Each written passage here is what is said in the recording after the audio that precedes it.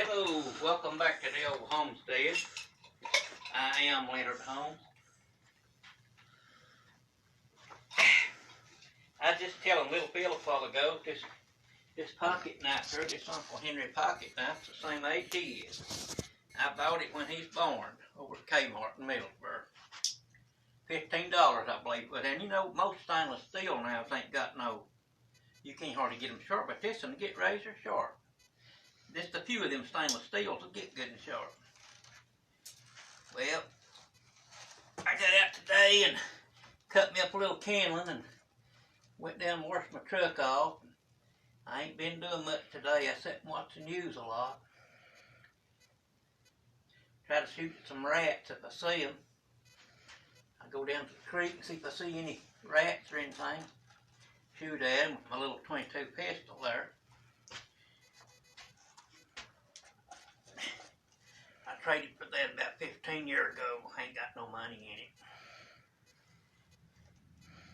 People always trades with me pretty good. Most of the time I get burnt. Sometimes I make a good deal. I ain't been to the flea market for a while. I've been wanting to go to the flea market. And they ain't got too much over at that Tazewell flea market, but I like to go where cause the people, you know, so friendly and all. They got a little more stuff down at that flea market in London, but it seemed like it, well, I've been kind of afraid to go down there on account they want you to wear them old masks and stuff. I thought they might be closed. I seen a friend of mine today down at Pickpack, and I told him, I said, buddy, I can tell you a Biden man the way you're wearing that mask. I said, I don't believe in that old stuff. I said, they just doing that to scare people and aggravate them. I said, they ain't, I said, people coming in with bullet holes in them at the hospital, and I said, they're listed as they died from COVID. I said, I just don't believe that stuff. You ain't going to die till the Lord wants you when he calls you. There ain't nothing in the world going to mask or shots or nothing else ain't going to keep you here when your time comes. You're going. That's the way I believe it.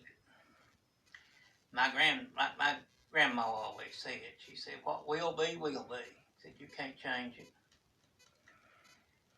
Yeah, these people scared to death, and they're doing that on purpose to scare them to death with that old stuff. I don't believe in it. I don't want their old shots. Whenever my time comes, I'll just lay down and die like everybody else. I don't want to be no different than nobody else. Every time I go up in Virginia and visit the cemetery, I'll see a bunch of my friends that I went to school with, you know, laying there dead. They've done died. Some of them was younger than me. People just dying all the time. You can't lay it on COVID. It's just the times. People dies all the time. I'm telling you, you don't never know how long you're going to live. We might die here tonight. Might live to be 90. You can't never tell. But if you know when you're going to die, it'd probably worry you to death. Most people it would, but it wouldn't me. Wouldn't worry me a bit. Which state do you like better, Kentucky or Virginia? Well, I like Kentucky better. Virginia's too strict. Kentucky's more lenient. I like them both. People awful friendly in Tennessee. Seem like people friendlier in Tennessee than they are Kentucky. But now I like Kentucky, always did. My grandpa, both of my grandpas and grandmas come out of Kentucky. They come out of Kentucky and moved across the state line over and moved across the mountain over into Virginia. My grandpa said he went over and got my grandma. And said they was walking through the woods. They walked from Kentucky to Virginia. Said there's a big wildcat squall. Said every time that wildcat squall, said she'd scream. He told her, said, don't be screaming. Said, be quiet. Said, if you keep screaming, that wildcat might attack us. She said, I couldn't help it. Said every time that wildcat screamed, said I'd scream. But he went over and told her that there ain't no rocks in Virginia. He said, Mary May go to Virginia. Said there ain't no rocks over. It's all good land. She said, I believed him. Said when I got over there, said it's just as rocky as it was anywhere. He tricked her, you know.